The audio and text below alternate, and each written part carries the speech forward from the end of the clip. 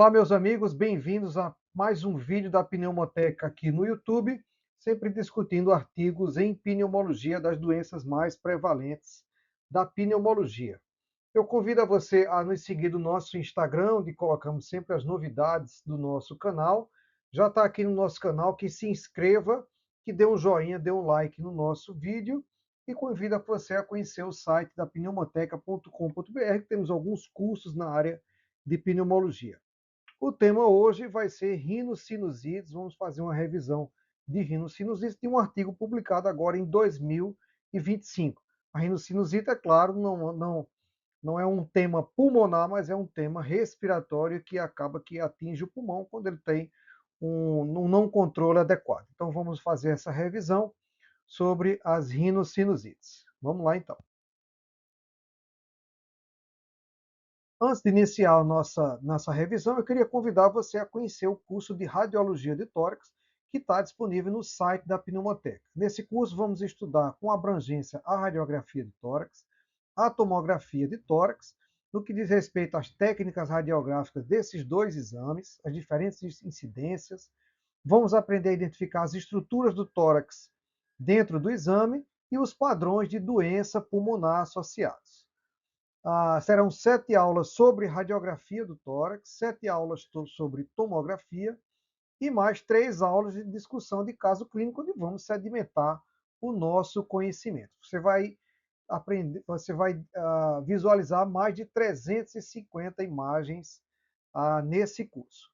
O curso está disponível, a primeira aula está disponível no nosso canal do YouTube, que você pode assistir, e o curso completo está disponível no site pneumoteca.com.br.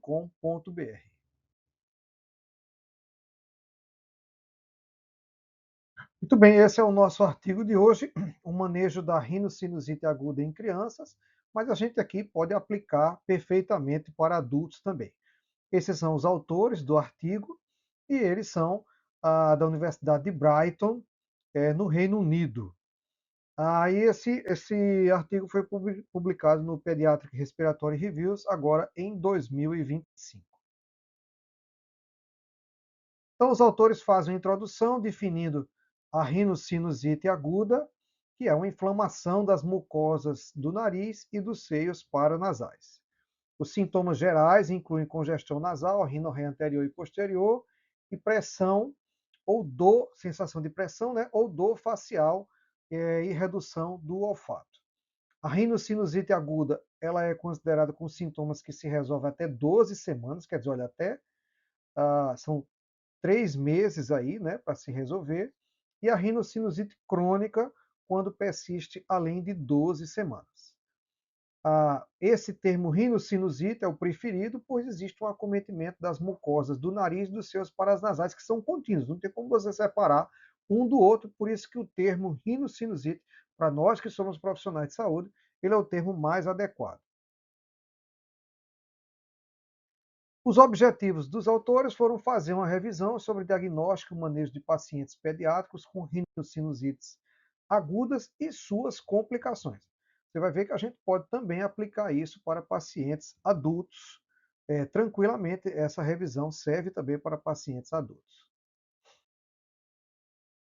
Falar um pouco do desenvolvimento anatômico dos seios paranasais. Já no período fetal, esse desenvolvimento começa através da formação dos seios etmoidais e maxilares. A gente pode ver aqui nessa criança menorzinha de 1 ano aqui, que ela já tem esses seios formados, né? Que já começa durante o período fetal. Dos 2 aos 4 anos, os seios frontais esfenodais começam a se desenvolver, a pneumatizar. Pneumatizar é ficarem abertos. Olha aqui, nessa criança com 5 anos, a gente já tem esses outros seios. À medida que a criança cresce, os seios etmoidais e maxilares e esfenoidais estão totalmente desenvolvidos. Olha como o seio maxilar já está desenvolvido, mas falta o seio frontal, que ele só atinge a sua maturidade em torno dos 18 anos. Nessa outra figura, a gente consegue visualizar nesse esquema aqui os seios já todos formados. O seio frontal, o seio etmoidal, o seio maxilar e o seio esfenoidal, que está nessa região um pouco mais posterior. Os principais sintomas em crianças são a rinorreia, que se apresenta com a secreção anterior e posterior, que é o sintoma mais frequente presente em 75 a 90% dos casos, quer dizer, quase todos os pacientes crianças, né?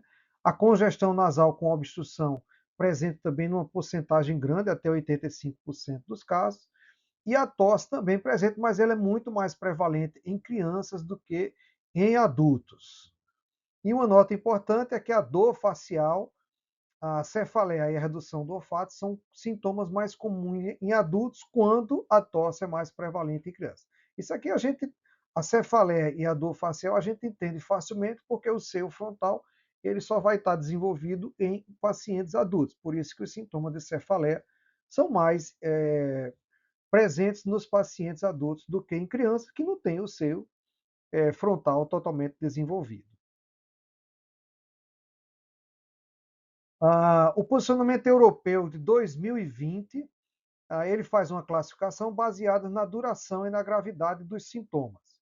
Isso aqui é importante para que a gente possa classificar, analisar cada paciente e daí tomar uma conduta baseada nesses sintomas.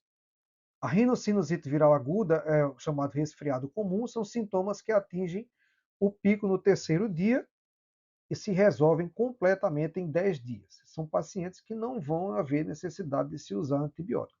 A gente vê criança com muita tosse, criança com muitos sintomas, mas não há necessidade de usar antibiótico. Segura um pouco que vai melhorar no prazo de 10 dias. E esses são a maioria dos pacientes, principalmente na faixa etária pediátrica.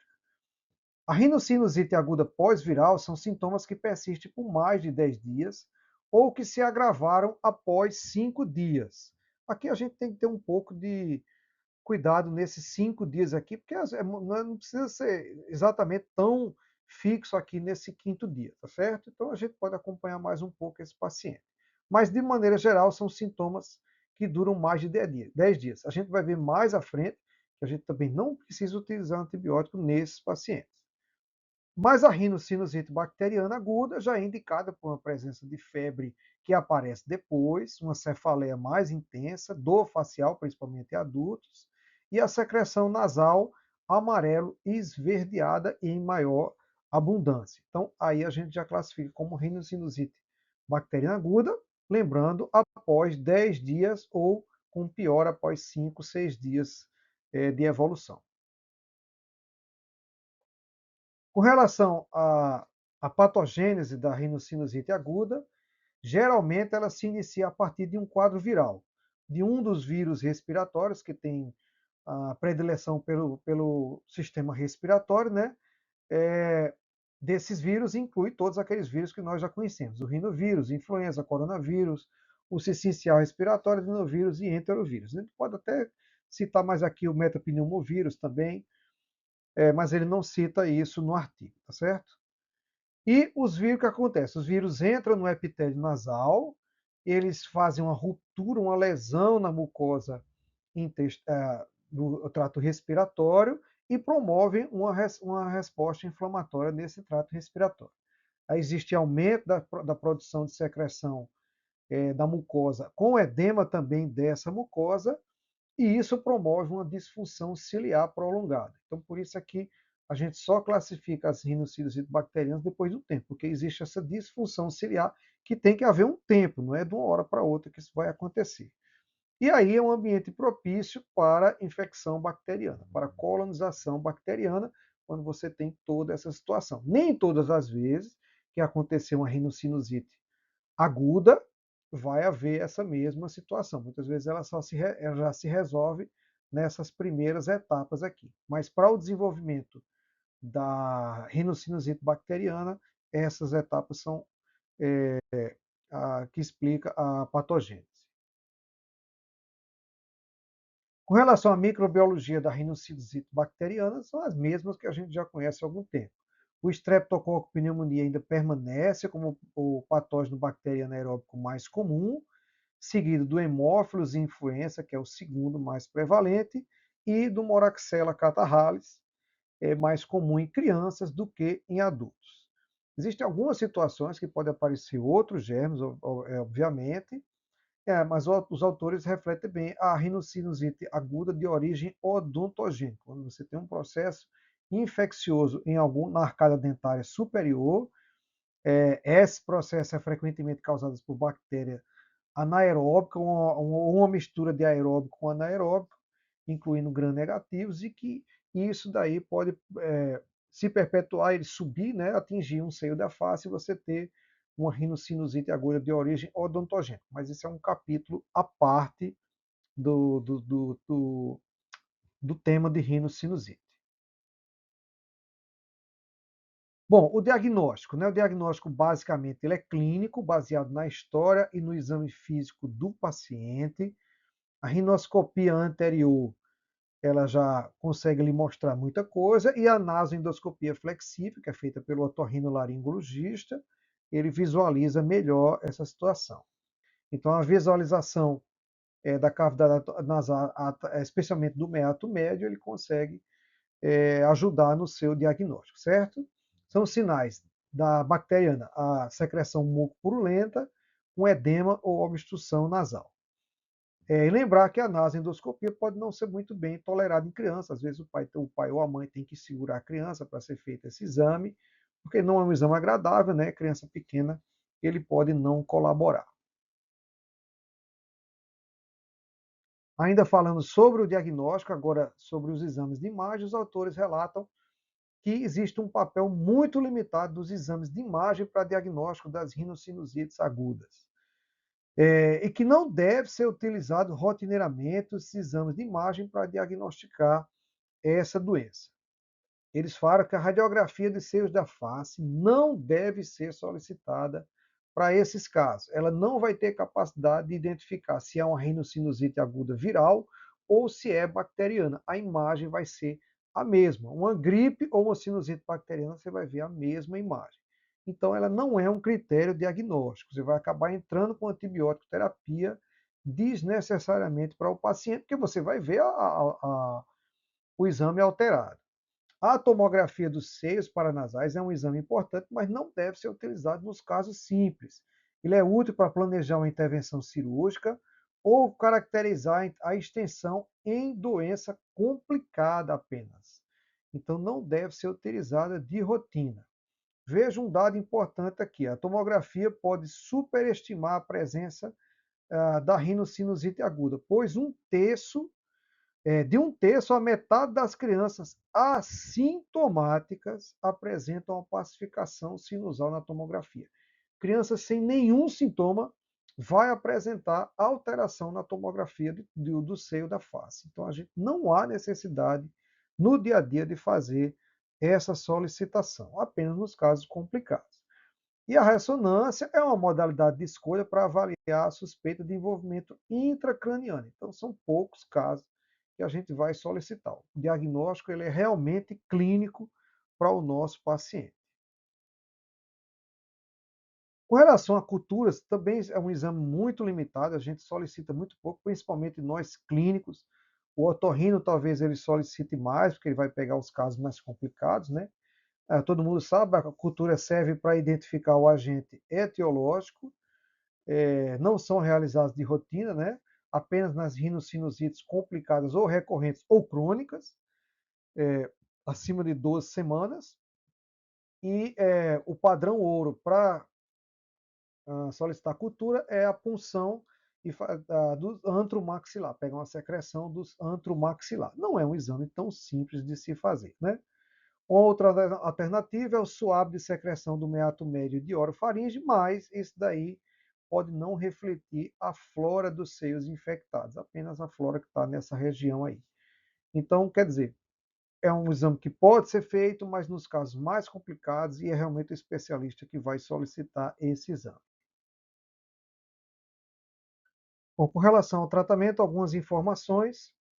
Os autores relatam que as rinossinusites agudas, na sua maioria, são de curta duração, com resolução espontânea e sem benefícios com o uso de antibióticos. Apesar disso, 60 a 85% das consultas com rinocinusite aguda são prescritos antibióticos. Então, tem muito antibiótico prescrito sem necessidade. E isso leva a algumas consequências.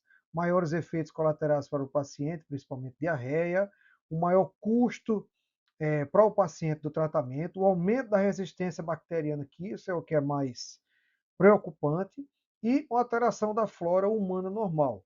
Nós temos um artigo no nosso canal aqui mostrando a relação do uso de antibióticos no primeiro ano de vida e o que acontece com crianças entre 4 e 5 anos de idade. Convido a você a assistir, que você vai se surpreender com os resultados desse artigo, um estudo que foi publicado na China. Acho que não estou lembrado da data, não, mas está no nosso canal aí, se for ver essa discussão. Eles relatam que apenas 8% das crianças com infecção de vias aéreas superiores virais, de origem viral, desenvolvem infecção bacteriana secundária. Faz tudo aquele patogênios que nós explicamos nos slides anteriores aí. E se 8% necessita, por que é que 60%, 85% estão usando? Então, nós temos que repensar o tratamento das nossas crianças. Esse dado foi de 2014, esse autor aqui, nessa mesma revista, ele publicou esse artigo. Então, quais são as indicações de que existe uma rinocinusite aguda bacteriana?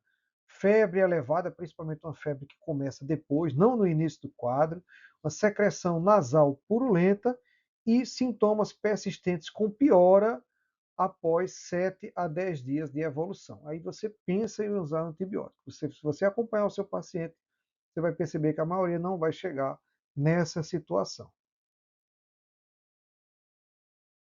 A escolha de antibiótico, quais são os antibióticos de primeira linha, né? A amoxicilina ainda continua sendo, ou amoxicilina clavulanato, né? A primeira linha em dose padrão. Usar dose alta em áreas com alta prevalência de Streptococcus pneumoniae, mas isso a gente não sabe exatamente quais são as regiões que têm essa alta prevalência. A gente não tem esses estudos para todos os locais, né? Aí, mas essa prevalência de resistência pode ser acima de 10%, já é bem considerável. Né? Se for paciente menor de 2 anos, imunodeprimido ou uso recente de antibiótico, uma dose mais alta em doença grave. E as alternativas para quem tem alergia à penicilina são a cefalosporina de terceira geração, o cefdinic, a cefdinic é uma droga mais recente, lançada mais recentemente, que é via oral, ou acetil cefuroxima, né? Os macrolídeos, a clindamicina e a claritromicina, a azitromicina aqui não, né? Ele não fala de azitromicina. Quinolonas, principalmente se for crianças maiores, ciprofloxacina levo ou moxifloxacina, ou adultos, né? Uma duração um pouco maior, de 10 a 14 dias, porque o antibiótico vai ter uma certa dificuldade de chegar nessas regiões, tá certo? E ele fala do ceftriaxone em dose única, endovenoso. Por mim, eu tenho medo de fazer isso daí, mas está lá escrito no nosso artigo. As terapias adjuvantes, os corticoides nasais ou corticoides tópicos, têm um efeito pequeno na redução de sintomas em crianças maiores de 12 anos. Os corticoides sistêmicos têm um efeito pequeno na redução de sintomas também em adultos e adolescentes. Não devemos utilizar corticoides sistêmicos para esses casos simples, tá certo? Os antihistamínicos descongestionantes, eles não são recomendados, né? E lembrar que o uso de descongestionante tópico ele pode causar um efeito rebote de congestão nasal progressiva, e a irrigação nasal salina, ela remove crostas, promove uma melhor drenagem, mas tem as evidências limitadas. Mas também mal não vai fazer. A lavagem nasal, principalmente se for com soro, desculpe, se for com spray, né? Não aquele líquido, não a lavagem em jato ou lavagem com pressão, né? O spray nasal ele é mais interessante.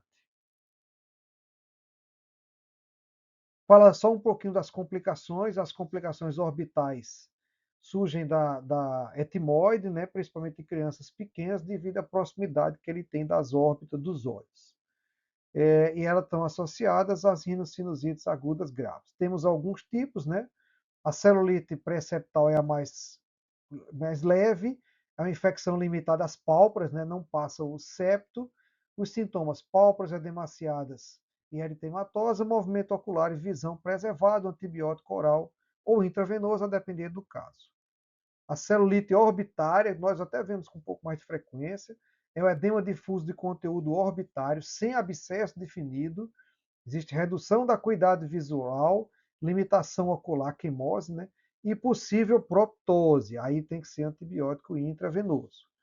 O abscesso superiostal é um abscesso entre o periósteo e a parede óssea da órbita, não invade, né? Pode dar proptose e comprometimento visual com possível drenagem purulenta. Antibióticos endovenosos é o tratamento e considerar a cirurgia é o otorrino que vai dizer. O abscesso orbitário é o abscesso localizado dentro da órbita, aí vai ter exoftalmia acentuada, também quimose, oftalmoplegia e perda visual, aqui não tem jeito, antibiótico e cirurgia. E ainda tem a trombose venosa do seio cavernoso, é uma extensão posterior da infecção para o seio cavernoso, comprometimento do olho contralateral também, alteração mental e sinais meníngicos. Antibiótico endovenoso é o tratamento com cirurgia, considerar corticoide, claro, aqui é o especialista, né? A gente vai fazer o diagnóstico só. E as complicações intracranianas, para a gente encerrar, ela é mais comum em adolescentes, resulta da sinusite frontal persistente e os sintomas incluem estado mental alterado, déficit neurológico focais e sinais de meningite, que a gente já conhece aqui, não precisa a gente falar. Os tipos de envolvimento, né? Pode ter um empiema subdural, abscesso epidural, abscesso intracraniano e meningite, pacientes que podem necessitar de tratamento cirúrgico, a depender aí da situação de cada paciente, obviamente. Então, como conclusões, eu trago esse esquema aqui que está no artigo, né? Ele mostra aqui que ao atender um paciente com obstrução nasal,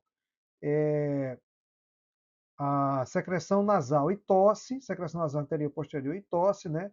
Ele pode resolver espontaneamente em 10 dias, é uma rinocinusite aguda viral comum, né? É chamado resfriado comum, não há necessidade de antibiótico. Quando ele persiste acima de 10 dias e menos de 12 semanas, considerado uma rinocinusite pós-viral, e aí você vai acompanhar esse paciente. Se ele tiver febre acima de 38 graus, começar a ter o muco ou amarelo esverdeado ou amarelo, a dor local em face, o CRP eu acredito que seja proteína C reativa, eu procurei no artigo, não achei, e o ESR deve ser a hemossedimentação de hemácias, né?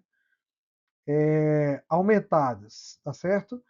E todas essas sintomas você pode observar para uso de antibiótico ou avaliar esse paciente com 3 dias e reavaliar e iniciar antibiótico só nessa reavaliação.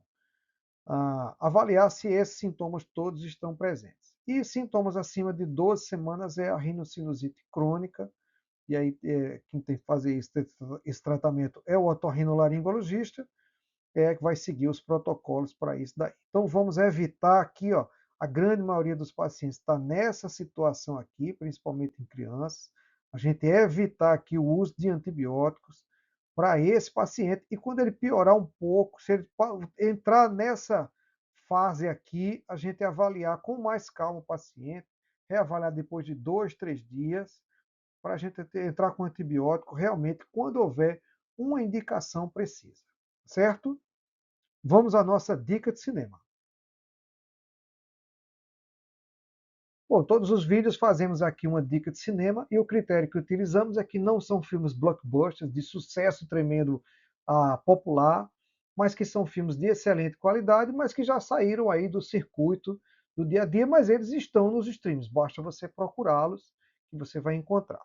O filme de hoje é Três Anúncios para um Crime. É um filme de 2017, ele é um drama que conta a história de uma mulher cuja filha foi assassinada de forma bastante violenta. Não vou contar aqui.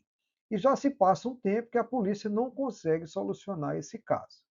Então ela se revolta e coloca o nome do filme, 3 anúncios, como você vê aqui nessa foto, em outdoor, chamando a atenção do caso para a população da cidade. Esse filme se passa numa cidade pequena.